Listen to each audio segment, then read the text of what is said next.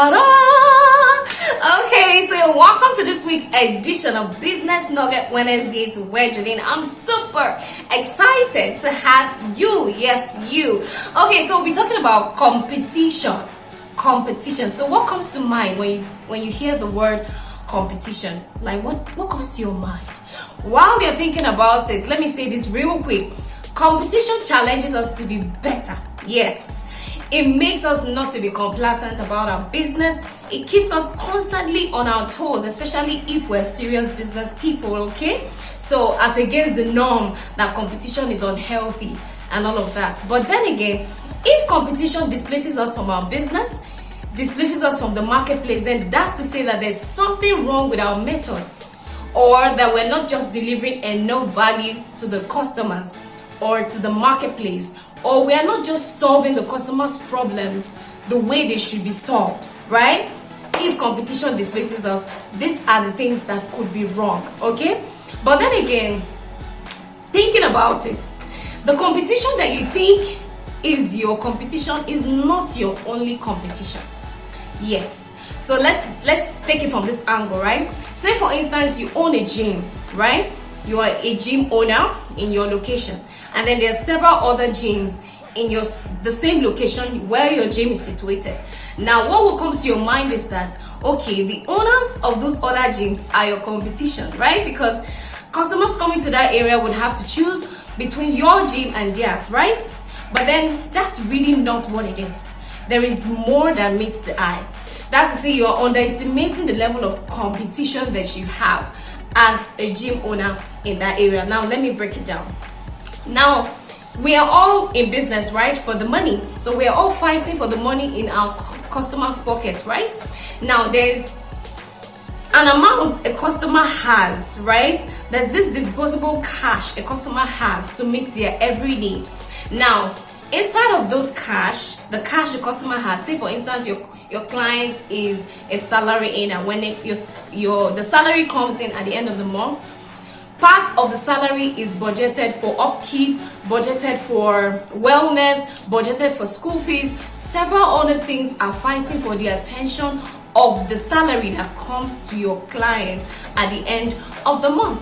Now your gym fee is still part of the attention calling for the customer's salary at that point in time. So now you can see that you're not just only competing with the gym owners in your area, you're also competing with that woman that your customer is going to buy food from. You're also competing with the hospital that your customer is going to buy drugs from.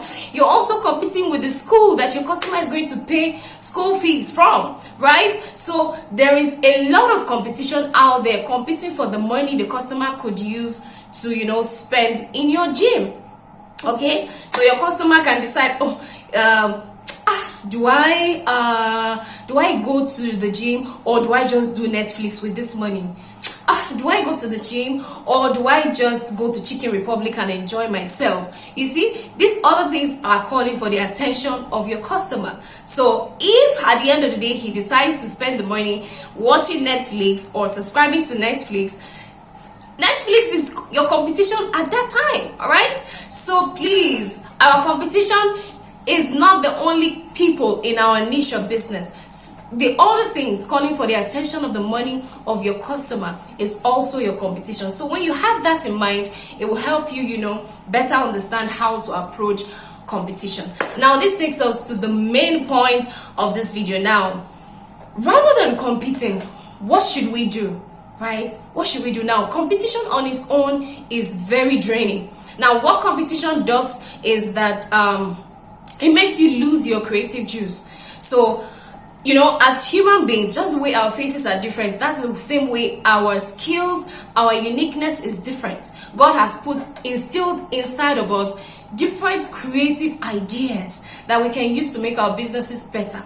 But when you are keen on competing, right, because the truth of the matter is more options will come up in the market. Your niche, say you're a bag seller, Mrs. Nkechi, your neighbor, can decide to start selling bags tomorrow. Brother Ben can decide to start selling the same bags. You get? So rather than get apprehensive that a lot of people are coming into your niche, because trust me, there's a lot of options available in the market. So rather than get apprehensive, what that being apprehensive does is that it makes you begin to sleep on the pages of your competitors. You want to know what they're doing, then it makes you begin to copy. You now lack originality, right? If I meet your business and I see your business and I'm able to compare it with another business, that means there's something wrong somewhere. Just the way we are all different, that's the same way the way we approach business should also be different. Nobody should see Where Jodine and say, Where Jodine looks like another brand. Nah. And there's something Where Jodine is doing wrong. Okay? So we ought to differentiate rather than compete. Now, there are different ways you can differentiate your brand.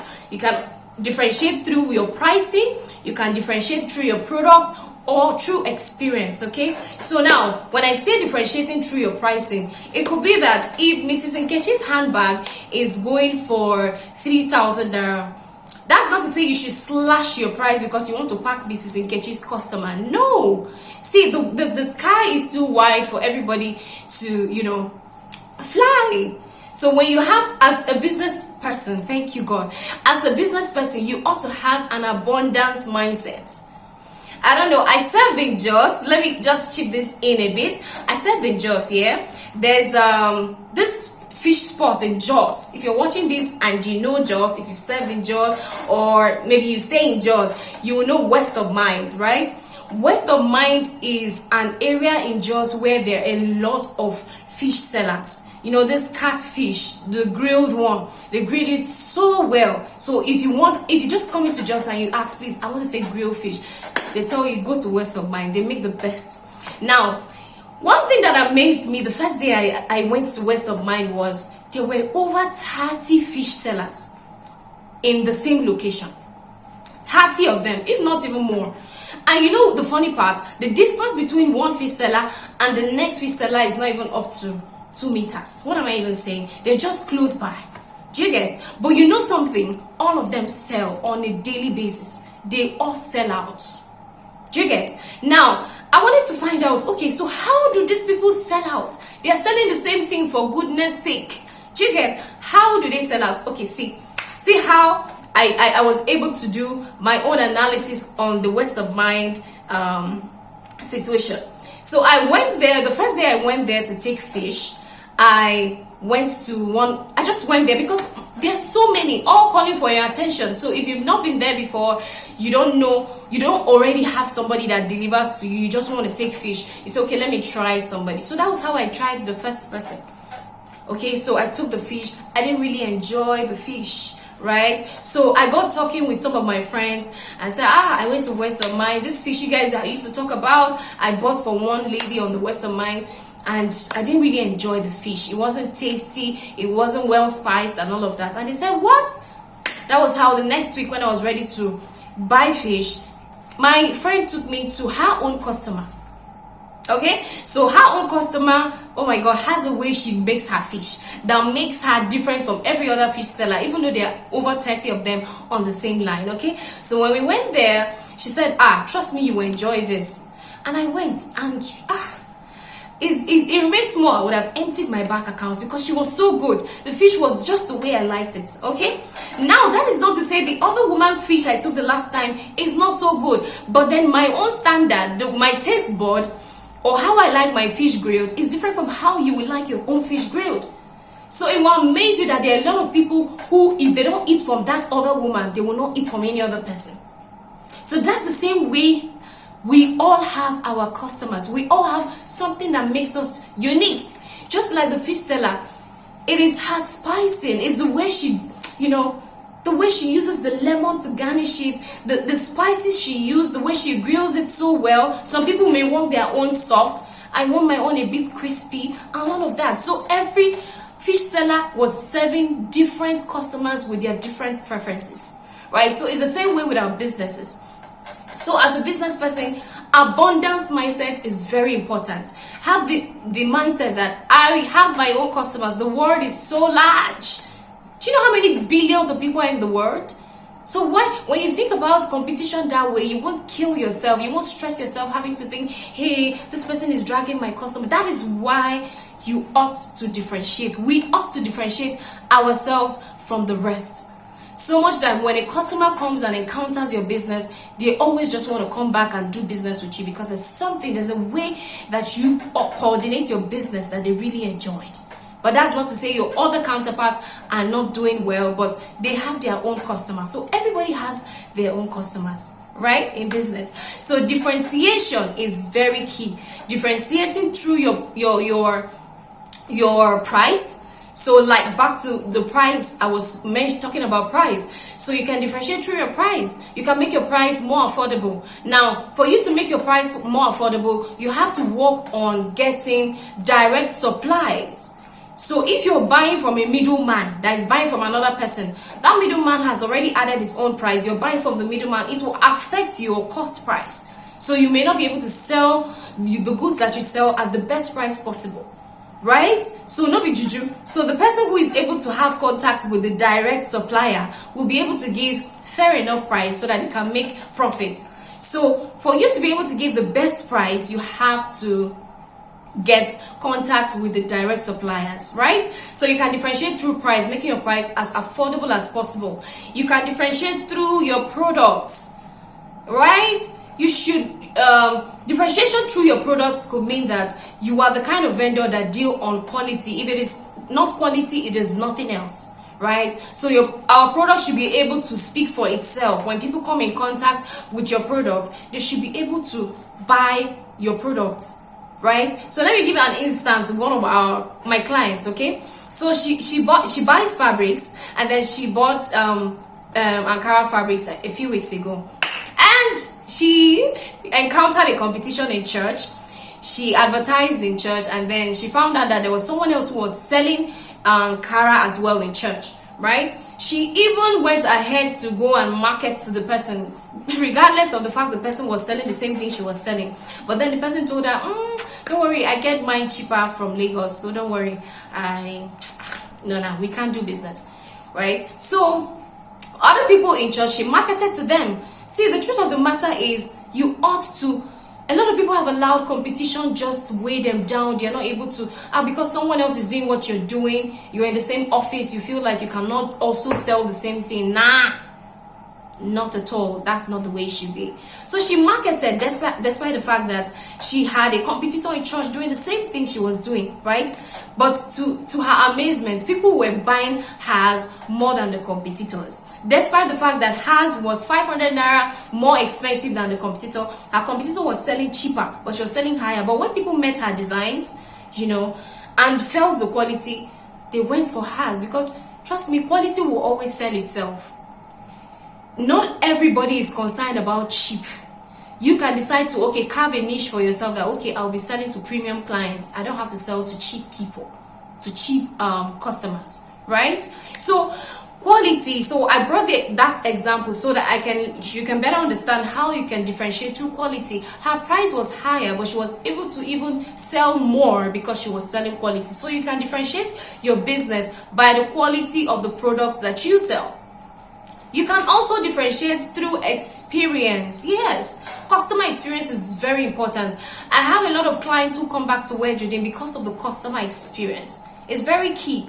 Now, a lot of people just do business, they just buy and sell. They don't really care, to find out, how did the customer enjoy the product? How is it going with the client? Once you collect money, that is it. No, you can differentiate yourself by going the extra mile. Truly, to stand out, it has to take extra effort. So you have to go the extra miles. Customer experience, when the clients come, how you make the client feel. Do you get how you appreciate the customer? Customer experience could be, you kind of just a thoughtful note attached to your product saying thank you.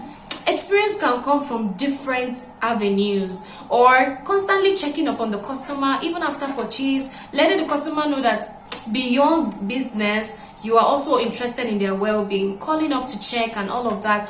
All those little things can just make you different from your competitors. And trust me, it's not magic, it's not juju. Some will say, she has gone to Babalawo. Nah, there's nothing like that. Just basic things like just making your customer feel special can make them choose you over your competitors. So please, let us choose to differentiate today rather than compete. after we are done differentiating rather than competing, do you know that you can make money from your competitors? Yes, we can make money from our competitors. Like, yo, life is not that hard. Sometimes we complicate these things. It's not that hard, right? So now, if you have a complementary product that can serve your both customer base, why not? You can come together, co-brand, collaborate. A lot of big companies do it these days. Say, for instance, I sell food. I have a mobile kitchen, so I deliver to several organizations in my location, right? And then I discover that my customers like to take my food alongside some fruit juice. Then I have somebody in my network that does fruit juice. I can call her, say, let's collaborate. I will deliver the food, you will bring the juice, and then my customers are happy. You know something about collaboration? You're delivering more value for your customers, and you're making money from it, which is the cool. Right? And then another instance could be that you are a coach, you're knowledgeable about sales, you know how to make people, you know the strategies that make businesses thrive on social media, yeah? You can collaborate with another coach that is knowledgeable about teaching people how to use the social media platforms, how to use Instagram, how to use Facebook, and the rest. Now, you know what that would do? When you collaborate with such kind of person, right? It's a win-win situation because you know how to teach sales, but then the customers have to know how to use the platforms to be able to make sales on the platform, right? You collaborate, and then your competitor, so to say, comes and teaches your customer base how to use the platform. You now teach them how to sell on the platform. Bam! You're making money. You're both happy. It's a win-win situation. Your customers are also happy. You're delivering more value, right? So please, even in the competition, that is why you have to look at complementary products. There's a condition for collaboration to thrive. You have to look for a complementary product that both of you can bring to the market and will be valuable to your customers, right? So moving forward, it is what? Differentiation rather than competition. And also we can earn from our competition. Yeah, life is not that hard. The sky is so wide for all of us to fly. So thank you so much for joining this video. I found it very interesting myself to deliver this to you. Yeah, so if you're yet to subscribe to this channel, of course, you don't need any more motivation. You are on your way to hitting the subscribe button as I'm talking right now. So you don't miss out, it's for your own good. So you don't miss out on this amazing content that we get to put up every single week, yes, for business people like you, right? And several other amazing content as well as regards to fashion and lifestyle. Yeah, so thank you so much for joining me on this week's edition of Business Nugget Wednesday. I can't wait to see you next week. I remain your host, Joy Egweji. Much love. Mwah.